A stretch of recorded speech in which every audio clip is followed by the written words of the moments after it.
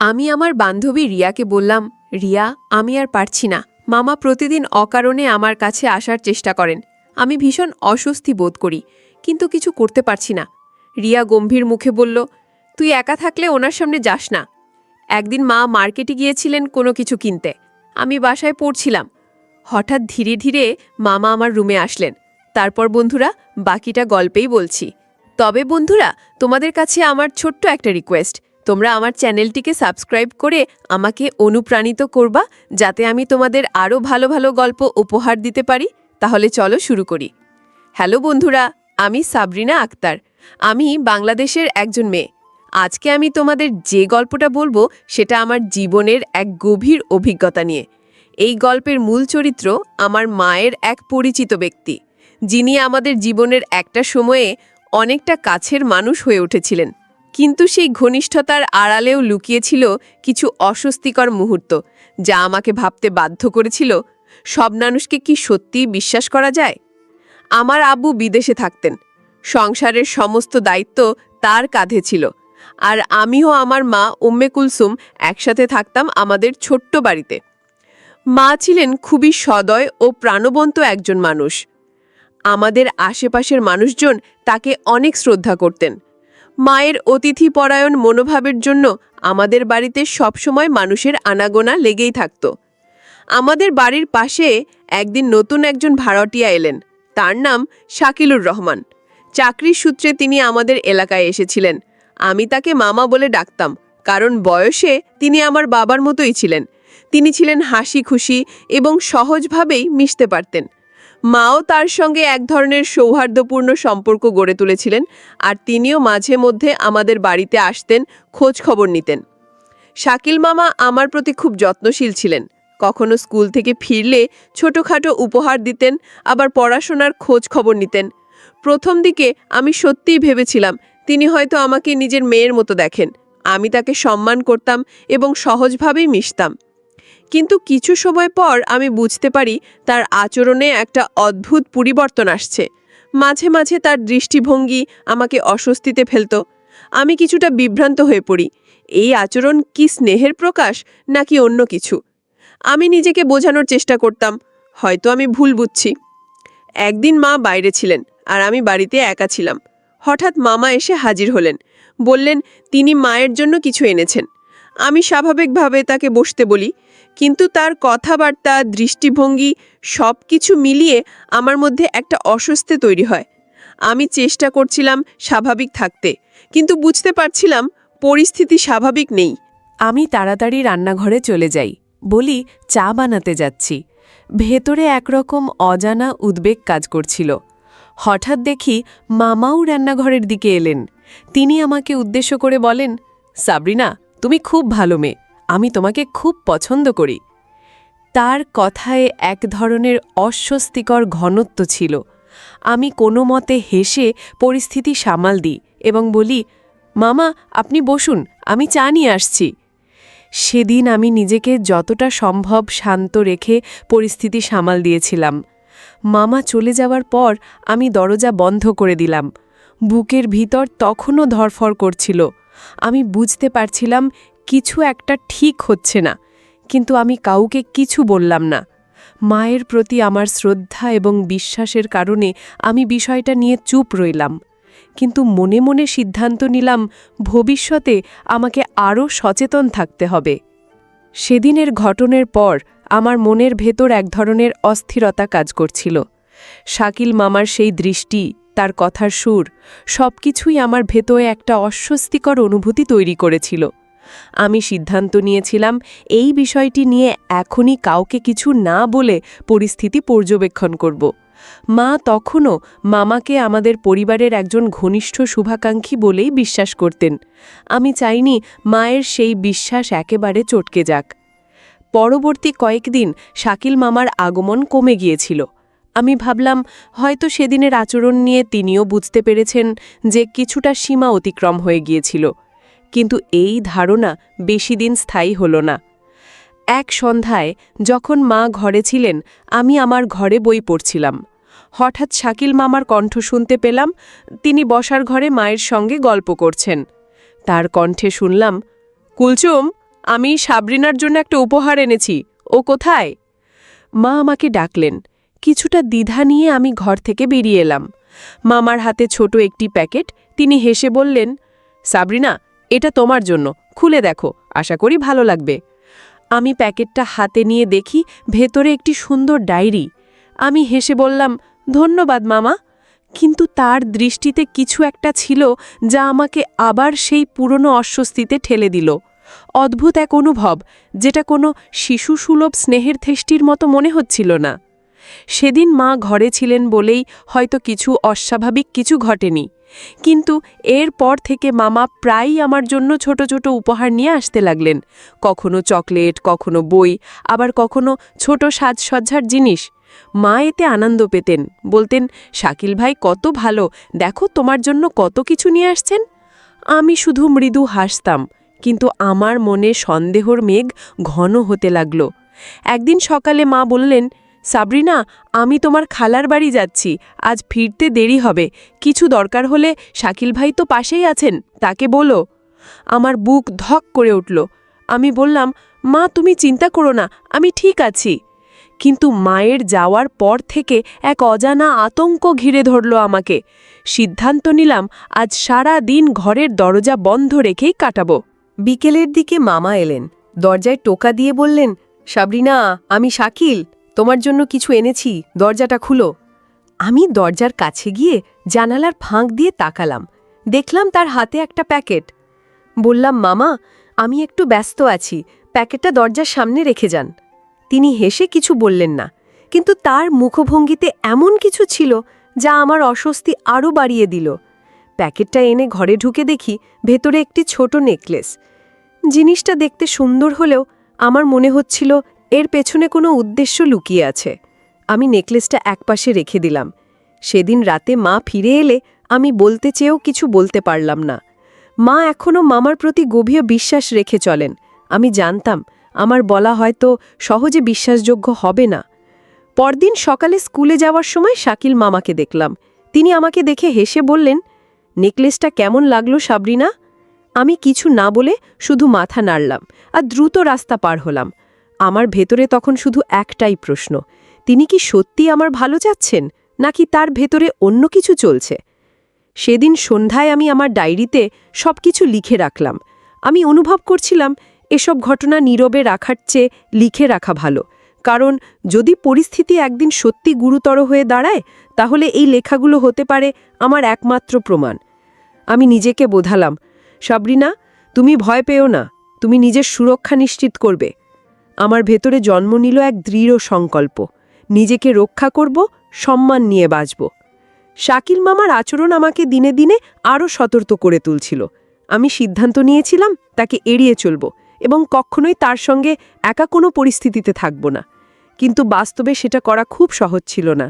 তিনি আমাদের পরিবারের এতটাই কাছের একজন হয়ে উঠেছিলেন যে তার উপস্থিতি পুরোপুরি এড়ানো কঠিন ছিল।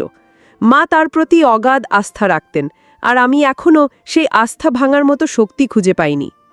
একদিন সকালে আমি স্কুলের জন্য তৈরি হচ্ছিলাম। মা তখন রান্নাঘরে ব্যস্ত। হঠাৎ দেখি শাকিল মামা আমাদের বাড়িতে এলেন। তিনি মায়ের সঙ্গে গল্প করতে করতে আমার দিকে তাকালেন সেই অস্বস্তিকর দৃষ্টিতে। বললেন, সাবরিনা, আজ স্কুলে যাচ্ছ? আমারও এই দিকে যেতে হবে, চাইলে একসাথে যাই। আমার মনটা অস্থির হয়ে উঠল। আমি দ্রুত জবাব দিলাম, না মামা, আমার বান্ধবী আসছে, আমরা একসাথে যাব।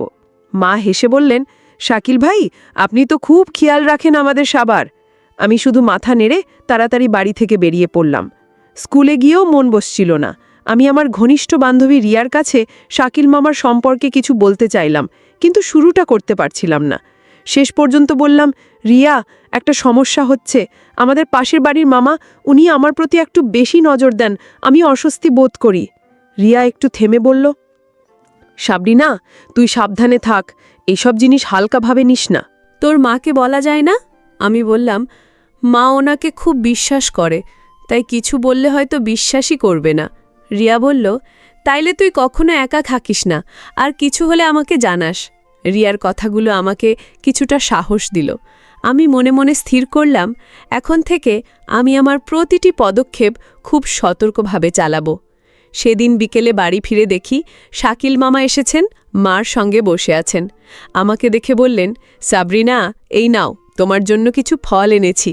আমি বিনয়ীভাবে ধন্যবাদ দিয়ে প্যাকেটটা নিয়ে চুপচাপ ঘরে ঢুকে পড়লাম। আমি আর আগের মতো স্বাভাবিকভাবে তার সঙ্গে কথা বলতে পারছিলাম না। কয়েকদিন পর একটা ঘটনা আমার সন্দেহকে আরও দৃঢ় করে তোলে। মা একদিন বললেন, সাবরিনা, আমি পাশের গ্রামে যাচ্ছি, তোমার মামির বাড়ি। তুমি বাড়িতে থাকো। আমি শাকিল ভাইকে বলে দিয়েছি মাঝে মধ্যে খোঁজ নিতে। আমি চিন্তিত হয়ে জিজ্ঞেস করলাম, মা, আমি কি তোমার সঙ্গে যেতে পারি? মা হেসে বললেন, না মা, তোমার তো স্কুল আছে, তাছাড়া শাকিল ভাই তো পাশেই আছেন। আমি আর কিছু বলতে পারলাম না। মায়ের যাবার পর আমার ভিতরে একটা অজানা ভয় কাজ করতে লাগল। কিছুক্ষণ পর শাকিল মামা এলেন, দরজায় টোকা দিয়ে বললেন, সাবরিনা, তোমার মা বলেছেন তোমার খবর রাখতে, আমি এসেছি। আমি দরজা পুরো খুললাম না, ফাঁক করে দাঁড়িয়ে বললাম, আমি ঠিক আছি মামা, ধন্যবাদ। তিনি হেসে বললেন, একটু ভেতরে আসি, তোমার জন্য কিছু এনেছি। আমি তাড়াতাড়ি বললাম, আমি এখন পড়ছি, খাবারটা রেখে যান। তিনি একটু বিরক্ত মুখে প্যাকেটটা রেখে চলে গেলেন। আমি দরজা বন্ধ করে দিলাম। আমার মন অস্থির হয়ে উঠল। এই আচরণ একেবারেই সাধারণ বা আত্মীয়সুলভ মনে হচ্ছিল না। আমি আমার ডায়েরি খুলে সব লিখে রাখলাম, তার দৃষ্টি, তার প্রতিটি অস্বস্তিকর মুহূর্ত, তার উপহার। আমি বুঝে গিয়েছিলাম এই ডায়েরিই হতে পারে ভবিষ্যতে সত্যি কিছু হলে আমার একমাত্র ভরসা। সেদিন রাতে মা বাড়ি ফিরলেন। তাকে দেখে আমি কিছুটা স্বস্তি পেলাম, কিন্তু ভেতরে একটা প্রশ্ন ঘুরপাক খাচ্ছিল। আমি আর কতদিন এভাবে নিজেকে চুপ করে রাখব? কখন আমি মাকে সত্যিটা বলতে পারব? আমি জানতাম যদি এই আচরণ চলতেই থাকে তাহলে আমাকে কিছু একটা করতেই হবে। আমি নিজের মনের ভেতর বললাম, সাবরিনা, তুমি দুর্বল হবা না, তুমি নিজেকে রক্ষা করবে, তুমি চুপ থাকবে না। শাকিল মামার আচরণ আমার জীবনে এক ধরনের অদৃশ্য চাপের মতো হয়ে দাঁড়িয়েছিল। প্রতিদিন নিজেকে আরও সতর্ক রাখতাম, কিন্তু তার উপস্থিতি যেন আমাকে ধীরে ধীরে কোণঠাসা করে ফেলছিল। আমি ভাবছিলাম, আর কতদিন এভাবে চলবে? মাকে কিছু বলার সাহস পাচ্ছিলাম না, কারণ মা এখনও তাকে পরিবারের ঘনিষ্ঠ মানুষ হিসাবেই দেখতেন। তবুও নিজের নিরাপত্তার কথা ভেবে আমি সিদ্ধান্ত নিই, আর চুপ করে থাকা যাবে না। একদিন স্কুল থেকে ফিরছিলাম। রাস্তায় হঠাৎ শাকিল মামার সঙ্গে দেখা হয়ে গেল। তিনি হেসে বললেন, সাবরিনা, আজ এত তাড়াতাড়ি ফিরলে, চলো তোমাকে বাড়ি পৌঁছে দিই। আমার ভিতর অস্থিরতা শুরু হয়ে গেল। শান্তভাবে বললাম, মামা, আমার বান্ধবী সঙ্গে আছে, আমরা একসাথে যাব। তিনি কিছুক্ষণ চুপ থেকে হাসলেন। ঠিক আছে, সাবধানে যেও।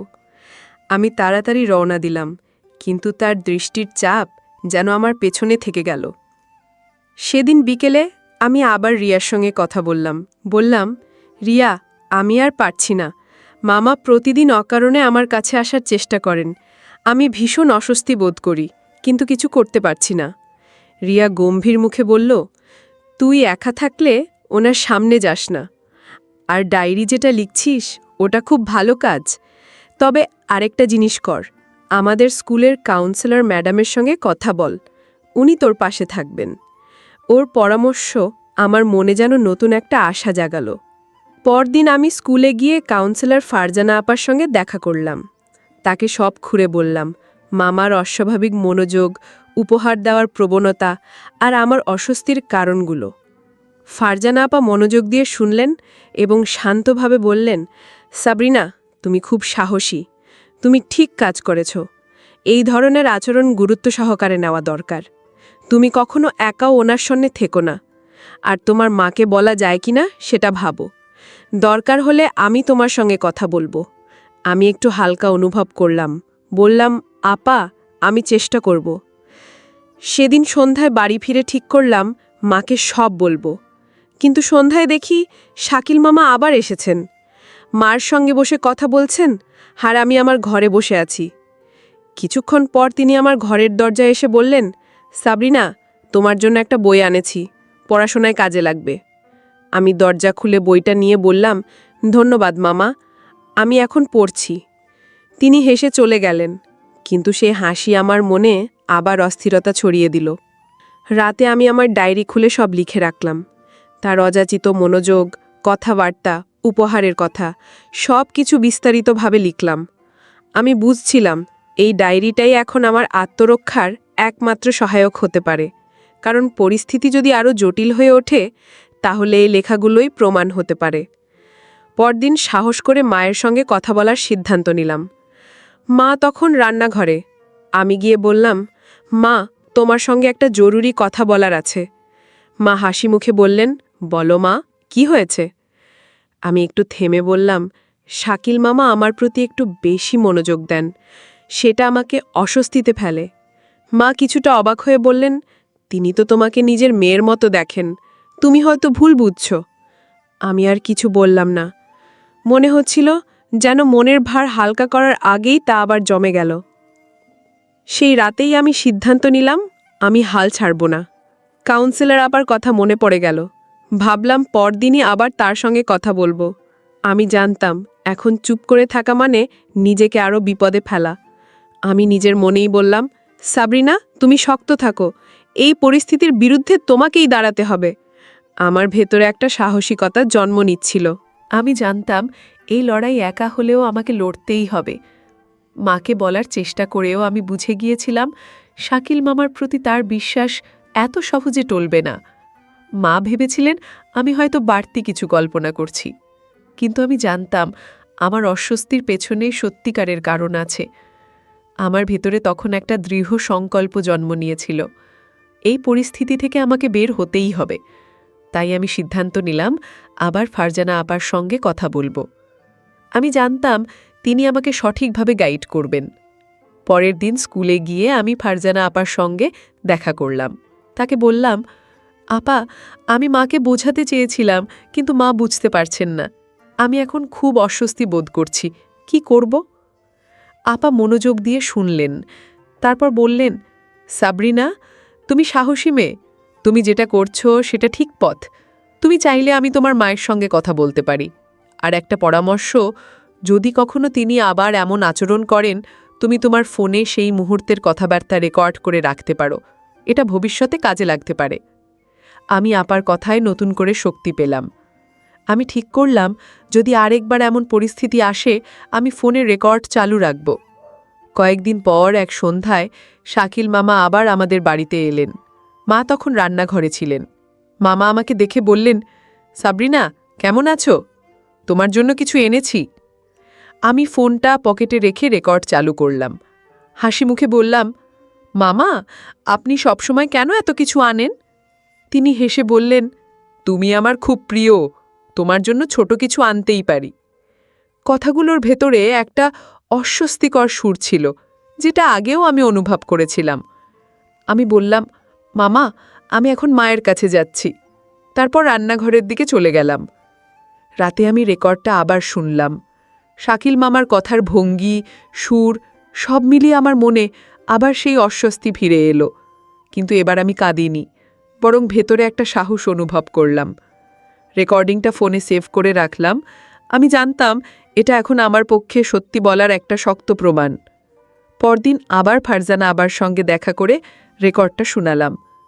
আবার রেকর্ড শুনে গম্ভীরভাবে বললেন, তুমি খুব বুদ্ধিমানের কাজ করেছো সাবরিনা। এই রেকর্ডিং তোমার মাকে বোঝানোর জন্য যথেষ্ট হতে পারে। যদি উনি তখনও বুঝতে না পারেন, আমি তোমার সঙ্গে গিয়ে কথা বলবো। আমি ওনার কথা শুনে একটু স্বস্তি পেলাম। এবার আমি বুঝলাম আমি আর একা নই, আমার পাশে কেউ আছেন। বাড়ি ফিরে আমি মাকে আবার বলার সাহস করলাম। বললাম, মা, আমি যা বলেছিলাম সেটা সত্যি। আমি খুব অস্বস্তি বোধ করি এবং আমি তার কিছু কথাবার্তা রেকর্ড করেছি। তুমি একবার শুনবে? মা একটু অবাক হয়ে ফোনটা নিলেন। রেকর্ডিং শুনে তার মুখ গম্ভীর হয়ে গেল। কিছুক্ষণ চুপ থেকে তিনি শুধু বললেন, সাবরিনা, তুমি ঠিক বলছো? তুমি ঠিক আছো তো? আমি বললাম, মা, আমি এখনও ঠিক আছি, কিন্তু আমি চুপ থাকতে চাই না। মা আমাকে শক্ত করে জড়িয়ে ধরলেন, বললেন, আমি তোকে বুঝতে পারিনি মা, তুই এতদিন একা এসব সহ্য করেছিস। আমি শাকিলের সঙ্গে এই ব্যাপারে কথা বলবো। আমার চোখে জল চলে এলো, কিন্তু এবার সেটা দুঃখের জন্য নয়, এটা ছিল এক ধরনের মুক্তির অনুভূতি। আমি জানতাম এখন একটা পরিবর্তনের শুরু হয়েছে। আমি নিজেকে বললাম, সাবরিনা, তুমি দুর্বল নও, তুমি নিজেকে রক্ষা করতে পারো এবং তুমি এই লড়াই জিতবেই।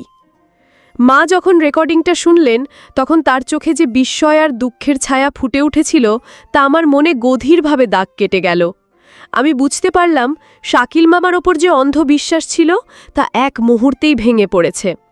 মা আমাকে জড়িয়ে ধরে বললেন, সাবরিনা, আমি এতদিন বুঝতে পারিনি তুমি এসব কষ্ট একা সহ্য করেছ।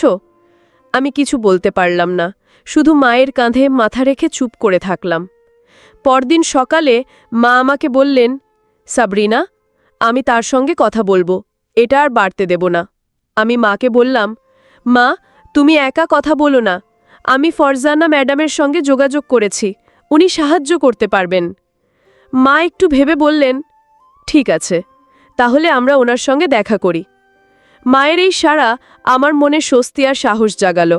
আমি মনে করলাম এই সমস্যার একটা সঠিক সমাধান এবার হয়তো সম্ভব। সেদিন বিকেলে আমরা দুজন ফরজানা আপার সঙ্গে দেখা করলাম। আমি আবার সব খুলে বললাম আর মা রেকর্ডিংটা শোনালেন। আপা গভীর মনোযোগ দিয়ে শুনলেন, তারপর বললেন, আপনার মেয়ে সত্যিই সাহসী, সে সঠিক সময়ে আমাদের কাছে এসেছে। আমি পরামর্শ দেব, আপনারা শাকিল ভাইয়ের সঙ্গে সরাসরি আলাপ করুন, পরিস্থিতি পরিষ্কারভাবে তাকে জানিয়ে দিন। যদি তাতে সমাধান না হয় তাহলে স্থানীয়ভাবে পদক্ষেপ নেওয়া যেতে পারে। মা মাথা নেড়ে সম্মতি দিলেন। সন্ধ্যায় মা তাকে বাসায় ডাকলেন। আমি আমার ঘরে ছিলাম, কিন্তু বাইরে থেকে সব শুনছিলাম। মা শান্ত কিন্তু দৃঢ় কণ্ঠে বললেন, শাকিল ভাই, আমি আপনাকে পরিবারের একজন বলেই বিশ্বাস করতাম, কিন্তু আপনার সাম্প্রতিক আচরণ আমাদের অস্বস্তিতে ফেলেছে। আমি চাই আপনি আর আমাদের বাড়িতে আসবেন না এবং সাবরিনার সঙ্গে একান্তে কোনো কথা বলবেন না। কিছুক্ষণ চুপ থেকে তিনি বললেন, আপা, আপনি হয়তো ভুল বুঝছেন। মা সরাসরি বললেন, এই বিষয়ে আর কোনো ব্যাখ্যা দরকার নেই, আপনি এক্ষুনি বিদায় নিন। তিনি চলে গেলেন। আমি মায়ের পাশে এসে বসলাম। মা আমার হাত ধরে বললেন, তোমাকে আর কখনো এমন পরিস্থিতিতে পড়তে দেব না। আমি চোখে জল নিয়ে বললাম, তুমি পাশে আছো মা, এটাই আমার সাহস। কিন্তু আমার মনে একটা দ্বিধা রয়ে গেল, তিনি কি এত সহজে থেমে যাবেন? পরের কিছুদিন তিনি আমাদের বাড়ির আশেপাশে আসেননি। আমি কিছুটা স্বস্তিতে ছিলাম, কিন্তু মনে হচ্ছিল ঝড় থেমে গেলেও বাতাস এখনো ভারী। আমি ফারজানা আপাকে সব জানালাম। তিনি বললেন, তুমি এখনো সতর্ক থাকবে, কিছু অস্বাভাবিক লাগলে আমাকে জানাবে। আমি ডায়েরিতে প্রতিটা ঘটনা লিখে রাখলাম, যেন কিছু ভুলে না যায়। একদিন সকালে স্কুলে যাওয়ার পথে হঠাৎ রাস্তায় তার সঙ্গে দেখা হয়ে গেল। তিনি চুপচাপ শুধু তাকালেন, কিছু বললেন না। আমি দ্রুত পথ বদলে ফেললাম। আমার বুক ধুকধুক করছিল। স্কুলে পৌঁছে আমি ফারজানা আপাকে ফোন করলাম। তিনি বললেন, কাল তুমি আর তোমার মা স্কুলে এসো, আমরা মিলে একটা স্থায়ী সমাধানের ব্যবস্থা করব। সেদিন রাতে আমি মাকে সব জানালাম। মা বললেন, কাল আমরা আপার সঙ্গে কথা বলবো, আমি আর একটুও ছাড় দেব না। তার কণ্ঠে ছিল দৃঢ়তা। আমি জানতাম এই লড়াই এখনও শেষ হয়নি, কিন্তু এটাও বুঝেছিলাম আমি আর একা নই। আমার পাশে আছে মা, পাশে আছে বিশ্বাসযোগ্য একজন বড় মানুষ। আমি নিজেকে বললাম, সাবরিনা, ভয়কে জয় করতে শিখেছ তুমি। তুমি দুর্বল নও, তুমি শক্তিশালী। মায়ের সঙ্গে ফারজানা আপার কাছে যাওয়ার সিদ্ধান্ত আমাকে নতুন শক্তি দিয়েছিল। আমি জানতাম এবার শাকিল মামার আচরণের একটা স্থায়ী সমাধান করতে হবে। পরের দিন সকালে আমি আর মা স্কুলে গেলাম। ফারজানা আপা আমাদের জন্য অপেক্ষা করছিলেন। আমরা তার অফিসে বসে সব খুলে বললাম। আমি আমার ডায়েরির কথা বললাম, রেকর্ডিংটা আবার শোনালাম। মা এবার পুরোপুরি বুঝতে পেরেছিলেন যে শাকিল মামার আচরণ আর কোনোভাবেই মেনে নেওয়া যায় না। ফারজানা আপা বললেন, কুলসুম আপা, আমার পরামর্শ হলো আমরা স্থানীয় নেতা বা কমিউনিটির কাউকে এই বিষয়ে জানাই। শাকিলকে সতর্ক করা হয়েছে, কিন্তু তিনি যদি এখনও না থামেন তাহলে আমাদের আরও কঠোর পদক্ষেপ নিতে হবে। মা মাথা নাড়লেন। তিনি বললেন, আমি চাই না আমার মেয়ে আর ভয় থাকুক। আমি এই বিষয়ে পাড়ার মুরব্বীদের সঙ্গে কথা বলবো। আমি মায়ের কথায় সাহস পেলাম। আমি বুঝলাম এবার আমরা একটা শক্ত অবস্থান নিতে যাচ্ছি। সেদিন বিকেলে মা পাড়ার একজন সম্মানিত মুরব্বী হাজি সাহেবের সঙ্গে কথা বললেন। আমিও সঙ্গে ছিলাম। মা তাকে পুরো ঘটনা খুলে বললেন। আমি আমার ডায়েরি আর রেকর্ডিংটা দেখালাম। হাজি সাহেব খুব মনোযোগ দিয়ে সব শুনলেন। তিনি বললেন, কুলসুম, তুমি ঠিক করেছ আমাকে জানিয়ে। এটা একটা গুরুতর ব্যাপার। আমি শাকিলের সঙ্গে কথা বলবো, তাকে এই এলাকা ছেড়ে চলে যেতে বলবো। আমার মনটা একটু হালকা হলো। আমি বুঝলাম এবার শাকিল মামাকে তার আচরণের জন্য উপযুক্ত শিক্ষা দেওয়া হবে। পরের দিন হাজী সাহেব শাকিল মামাকে ডেকে পাঠালেন। আমি আর মা সেখানে ছিলাম না, কিন্তু হাজী সাহেব পরে আমাদের জানালেন তিনি শাকিল মামাকে কঠোরভাবে সতর্ক করেছেন। তিনি বলেছেন, শাকিল, তুমি যদি এই এলাকায় থাকতে চাও তাহলে তোমার আচরণ ঠিক করতে হবে, আর যদি না পারো তাহলে এই এলাকা ছেড়ে চলে যাও। শাকিল মামা কোনো কথা না বলে চুপ করেছিলেন। হাজী সাহেব আরও বললেন, আমি তোমাকে 1 সপ্তাহ সময় দিচ্ছি। এর মধ্যে তুমি তোমার আচরণ ঠিক না করলে আমরা আরও কঠোর পদক্ষেপ নেব। কয়েকদিন পর আমরা শুনলাম শাকিল মামা তার ভাড়া বাড়ি ছেড়ে অন্য কোথাও চলে গেছেন। আমার মন থেকে যেন একটা ভারী পাথর নেমে গেল। আমি মাকে জড়িয়ে ধরে বললাম, মা, তুমি আমার জন্য এত কিছু করেছ, আমি তোমাকে কখনো ভুলব না। মা আমার কপালে চুমু দিয়ে বললেন, সাবরিনা, তুমি আমার জীবন, আমি তোমার জন্য সব করব। আমি ফারজানা আপা আর হাজী সাহিলের কাছেও কৃতজ্ঞতা জানালাম। তাদের সাহায্য ছাড়া আমি এই বিপদ থেকে বের হতে পারতাম না। এই ঘটনার পর আমি আমার ডায়েরিতে শেষ একটা পাতা লিখলাম। আমি শিখেছি নিজের নিরাপত্তার জন্য লড়াই করতে হয়। আমি শিখেছি সাহস আর সতর্কতা আমাকে বাঁচিয়েছে। আমি আরও শিখেছি সঠিক সময়ে সঠিক মানুষের কাছে সাহায্য চাওয়া কতটা জরুরি। আমি আমার ডায়েরিটা বন্ধ করে রেখে দিলাম, কিন্তু জানতাম এই গল্প আমার জীবনের একটা বড় অংশ হয়ে থাকবে। এই গল্প থেকে বন্ধুরা আমরা একটা বড় শিক্ষা পেয়েছি। জীবনে অনেক সময় আমরা যাদের উপর ভরসা করি তারা হয়তো আমাদের প্রতি সৎ নাও হতে পারে, কিন্তু আমাদের নিজের নিরাপত্তার জন্য সবসময় সতর্ক থাকতে হবে। যদি কখনো কোনো অস্বস্তিকর পরিস্থিতির মুখোমুখি হও তাহলে চুপ করে থাকবে না, সাহস করে কথা বলো, সাহায্য চাও, কারণ তোমার নিরাপত্তা, তোমার সম্মান, এটা সবচেয়ে গুরুত্বপূর্ণ। আমি সাবরিনা আক্তার আমার গল্প দিয়ে তোমাদের বলতে চাই, নিজেকে ভালোবাসো, নিজেকে রক্ষা করো, কখনো ভয় পেয়ে হাল ছেড়ে দিও না।